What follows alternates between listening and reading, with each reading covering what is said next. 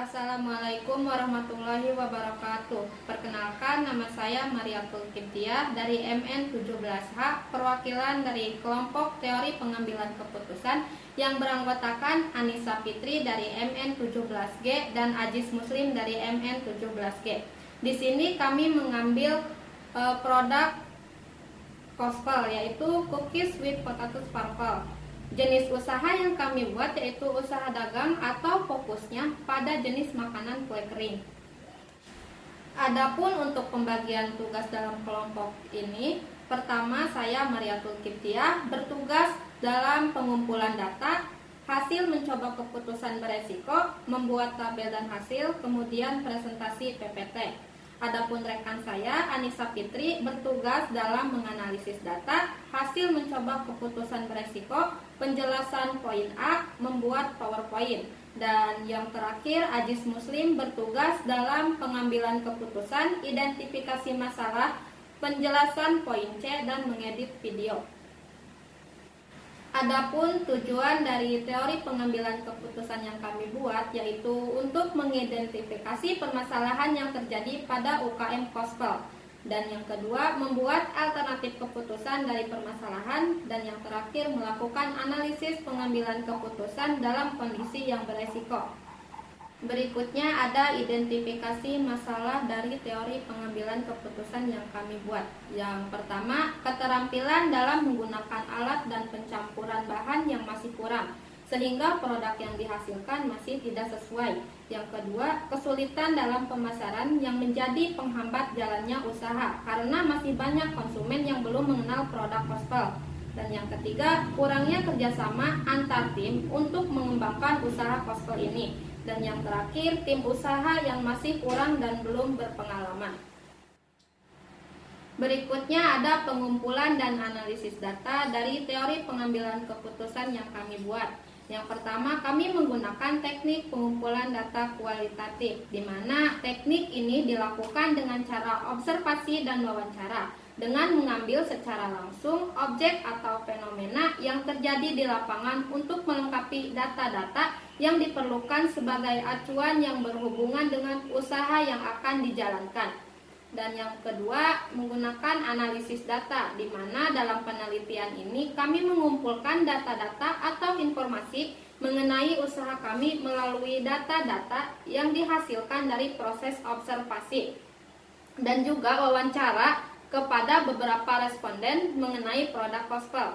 Tujuannya yaitu untuk mengetahui apakah ketika kami melakukan penjualan produk Kospel ini dapat dinikmati oleh konsumen di semua kalangan, dan apakah produk ini layak untuk dipasarkan. Informasi yang kami dapat dari para responden atau konsumen dijadikan sebagai acuan kami untuk memperbaiki permasalahan yang terjadi. Selanjutnya ke tahap pembuatan alternatif keputusan. Yang pertama, meningkatkan dan memperkuat jaringan pemasaran. Yang kedua, meningkatkan kualitas pada produk Kospel yang bermutu dan sehat untuk memenuhi permintaan pasar. Dan yang ketiga, mengupayakan ketersediaan bahan baku utama secara kontinu. Dan yang keempat, memperbaiki kerjasama antar tim. Kemudian melakukan efisiensi biaya produksi, dan terakhir mengubah bentuk kemasan agar lebih menarik dan mudah diingat oleh konsumen. Selanjutnya ada analisis pengambilan keputusan dalam kondisi beresiko. Yang pertama, menggunakan metode kualitatif. Alasannya, pengumpulan data kualitatif dilakukan dengan cara observasi dan wawancara, dengan mengamati secara langsung objek atau fenomena yang terjadi di lapangan untuk melengkapi data-data yang diperlukan sebagai acuan yang berhubungan dengan usaha yang akan dijalankan. Yang ketiga ada analisis perhitungan kondisi yang dipilih. Usaha Kospel hendak memutuskan untuk melakukan produksi di setiap harinya agar keuntungan yang dihasilkan dapat maksimum. Tetapi jika kami melakukan produksi setiap hari, besar kemungkinan usaha kami akan mengalami kerugian yang lumayan besar, karena dengan ketersediaan produk Kospel yang banyak belum tentu bisa laku dan habis terjual di pasaran. Alternatif keputusan yang dapat kita lakukan yaitu dengan meningkatkan promosi produk yang kita miliki, yaitu dengan melalui media sosial dan promosi dari mulut ke mulut atau word, agar semakin banyak masyarakat yang kita miliki dan tertarik akan produk kita, meningkatkan kualitas produk dari segi rasa dan penampilan yang dengan dilakukan oleh produsen yang ahli dalam membuat cookies. Dengan begitu, semakin banyak konsumen yang mengenal produk gospel dan usaha kami berjalan seperti apa yang kami harapkan. Tabel 1 ada pengambilan keputusan secara maksimal, di mana alternatifnya kami di sini menggunakan 3 objek pada masyarakat umum, pelaku usaha UMKM, dan kolaborasi keduanya. Dalam keadaan ramai dan sepi, kami memilih kolaborasi keduanya dengan nilai maksimal 60. Kemudian tabel 2 pengambilan keputusan secara maksimum. Di sini kami masih menggunakan alternatif 3 objek, yaitu masyarakat umum, pelaku usaha UMKM, dan kolaborasi keduanya. Dalam keputusan secara maksimum di sini kami memilih pelaku usaha UMKM dengan nilai maksimum yaitu 20.